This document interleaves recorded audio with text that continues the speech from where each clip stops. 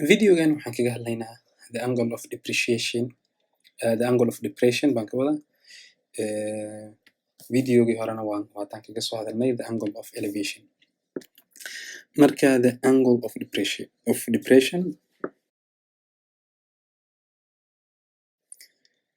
the angle of depression marka anglekan muxuu yahay, marka taasaan hadda idiin sheegaya. Marka the angle of depression waxaa weeyaan the angle between the horizontal line of sight and the line down up to an object. Marka haddii aan hayno badanaa qofku meel sare ayuu joogaa, waa qof meel sare jooga oo meel hoose fiirinaya. Marka kasoo qaad qof baa meeshan jooga, wuxuu saaran yahay dabaq, kasoo qaad tower, dabaquu saaran yahay. Markaas wuxuu rabaa inuu arko kasoo qaad wax dhagax oo kale oo yaala dabaqa adi hoostiisa ama meel hoose taala. Asagana wuxuu joogaa meeshaa sare. Marka qofkaas markuu rabo inuu fiiriyo hoos, markuu rabo inuu fiiriyo dhagaxa, waa inuu caadi toos waa inuu usoo fiiriyaa, soo maaha?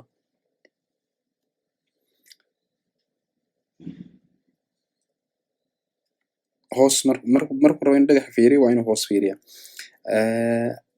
Hortiisa qofku markuu fiirinayo caadina waxaa weeyaan waa the horizontal of line of sight, oo marka waxay noqonaysaa sidaas.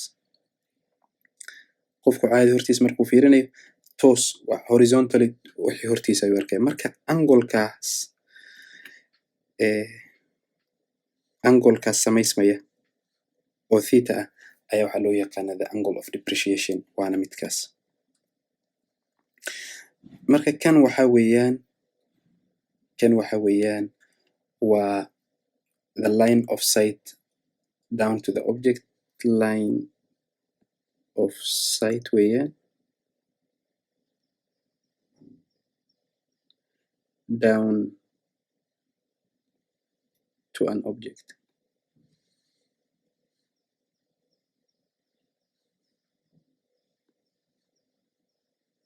Waa line, waa aragtida hoose uu qofku sameynaya sifa uu arko wax ka hooseeya. Midka kanna waxaa weeyaan waa the horizontal line of sight, waa the horizontal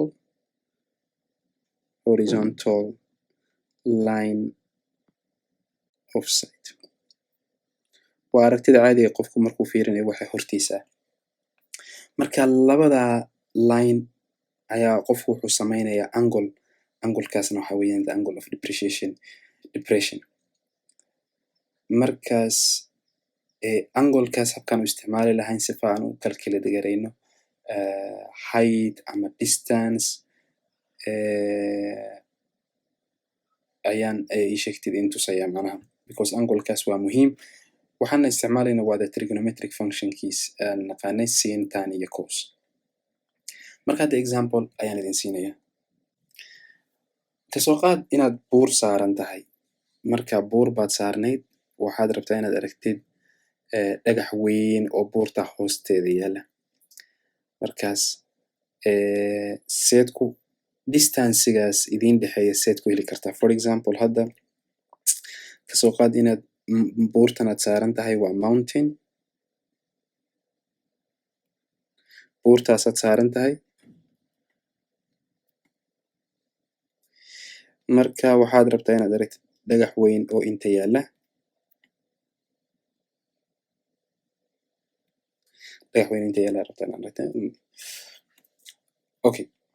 Marka caadi sidaan naqaanay waxaad samaynaysaa hoos baad soo fiirinaysaa sifa aad u aragtid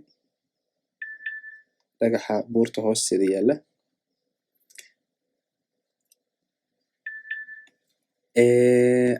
Kan waxa weeyaan waa the line of sight down to the object. Marka caadi horizontal line of sight kaagina waa kaas, aragtidaada caadigaad fiirinaysid hortaada. Marka anglekan ayaad samaynaysaa oo ah 37. Kasoo qaad inay tahay 37 degrees, kasoo qaad inuu yahay anglekeenaas. Marka buurtanaad saaran tahayna waxa weeyaan 300 meters 300 meters adiga iyo dhagaxana waxa idin dhexeeya distance oo x meters ah x meters adiga iyo dhagaxana waxa idin dhexeeya distancegan dheer waa aragtidaada waa leenkan dheer oo aragtidaada waxa weeyaan x meters ayaad ku qiyaasaysaa waa okay x meters waa dhagax wuxuu yaalaa buurta hoosteeda marka inta waxaad samayn kartaa inaad isku xirtid marka saasaan dhaho okay marka hadda waxaan haysanaa adigiyo inta jooga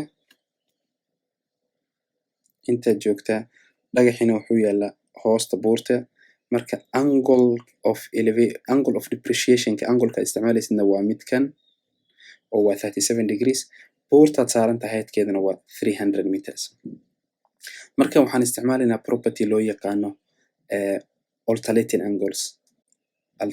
angles waa midatan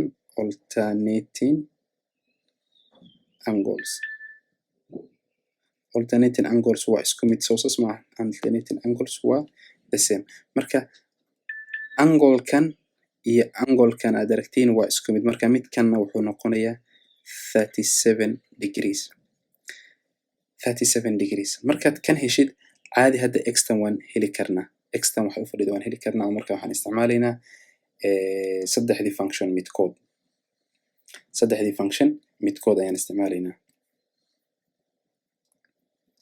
marka keen isticmaali karnaa oo nagu fudud waxaan isticmaalaynaa sin marka sin ayaan isticmaalaynaa sin theta waayo sin theta waxa weeyaan waa opposite all over hypotenuse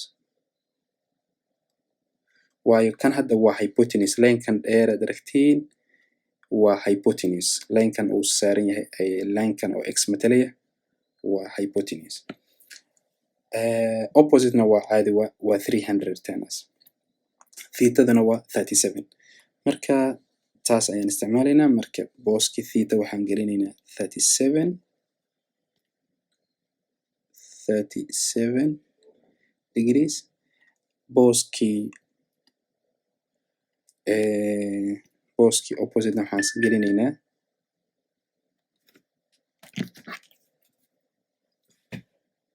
booskii oppositena waxaan gelinaynaa 300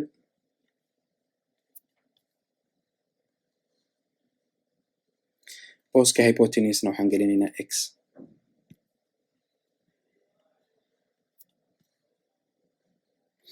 marka hadda x oo ah qofkan wax fiirinaya iyo dhagax u dhexeeya waan heli karnaa marka waxay noqonaysaa x sifaan u helna waa inaan dhankan kala geynaa dhankan marka waxay noqonaysaa x sin 37 degrees inay la mid tahay 300 marka x keligiis waxaa lagu helayaa 300 divided by sin 37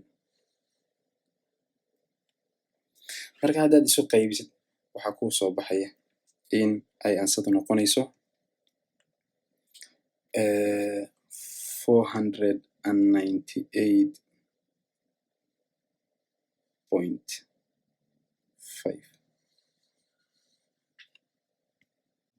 498.5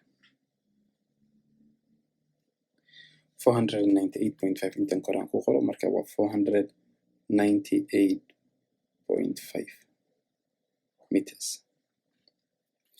marka x waxa weeyaan waa 498.5 meters so idan garan marka waa the distancegan u dhaxeeya qofka iyo waxa uu fiirinayo dhagax hoostiisa marka waad aragtiin waxaan isticmaalnay laba shay the angle of depreciation iyo propertyga loo yaqaano alternating angles inay isku mid yihiin marka conceptiga alternating angles inay isku mid yihiin waa muhiim aad baad u isticmaalaysaa markaad ka shaqaynaysid depreciation angles problem la xiriira example kale ayaan ku darayaa example labaad ayaan ku daray. Marka kasoo qaad in aad swimming pool ku jirto, swimming pool baad ku jirtaa, marka waad dabaalanaysaa.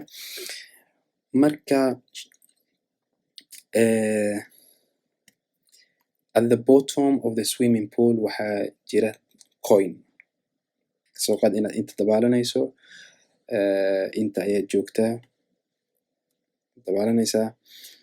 Marka at the bottom of the swimming pool intana waxaa yaala coin oo 10 shilin, 20 shilin, waxay noqotaba coina shilimaad. Marka angolkaad ku fiirinaysid ii sheegtid shilinkaas hoos yaala waxaa weeyaan, kasoo qaad inaad saas u fiirinaysid, waad fiirisay. Horizontal side-kaagana caadiga oo kaa horeeyana waa midkan. Marka angolkaad ku fiirisay waxaa weeyaan 15 degrees, kasoo qaad 15 degrees inay tahay 15 degrees. Marka waa the angle of depreciation kin. Marka waxaa kaloo lagu sheegay height-ka swimming pool-ka, height-ka swimming pool-ka in uu yahay 10 meters, inuu yahay 10 meters. Marka kasoo qaad inay tahay inta 10 meters, waa 10 meter. Marka waxaa la rabaa inaad raadisid ii sheegtid distance-ga kan x meeshas. Macna kan xataa waad heli kartaa, kan xataa waad heli kartaa, kan xataa waad heli kartaa, oo kan xataa haddii y la dhaho waan heli karnaa. Kaliya waxaad isticmaalaysaa the right kind of ii sheegtid trigonometric function. Laakiin hadda annaga x baan raadinaynaa, x ayaan raadinaynaa. Marka x hadda rabtid inaad raadisid waxaa weeyaan seed ku raadinaysaa. Dabcan meeshan waa 90 degrees, meeshan waa 90 degrees. Okay, marka hadda maxaan isticmaalaynaa? Waxaan isticmaalaynaa kanaan ka rabaa inaan raadino. Marka waxaan isticmaalaynaa, of course waxaan isticmaalaynaa tangent. Tangent waayo, tangent waxaa weeyaan waa opposite all over adjacent. Tan theta waxaa weeyaan waa opposite all over adjacent, soo ma? Opposite all over adjacent weeyaan. Marka opposite-kii waa kan, adjacent-kan ka raba inaan raadinana waa kan.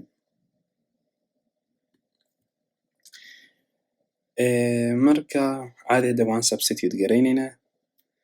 Marka opposite-keenu waxaa weeyaan waa 10 meters, adjacent-guna waa x meter, theta-duna waa 15 degrees. Marka theta-du waa 15 degrees, opposite-ku waa 10, adjacent-kuna waa x. Marka waxaan u malaynayaa waa taqaaneen hadda habkaan ku helayno x. hadda keliyata waan cross multiply garaynaynaa, x-ta xagga geynaynaa. Marka waxay noqonaysaa x tan 15 in ay la mid tahay 10.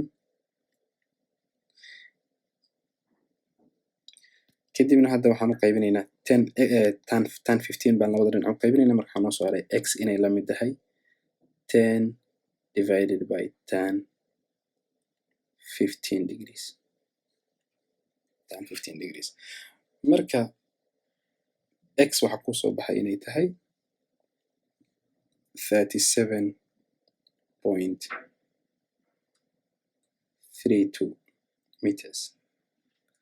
Marka x-tan waxaa weeyaan waa 37.32 meters. Marka saad aragtiin trigonometric functions waxaan u isticmaali karnaa si aan u helno different distances, different sizes. waan heli karnaa height, hypotenuse,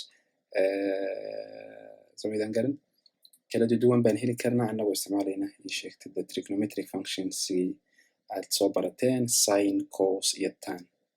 Marka waxaa weeyaan application of trigonometry ay ka mid tahay ii sheegtid applications of trigonometry ay ka mid tahay angle of elevation iyo angle of depreciation.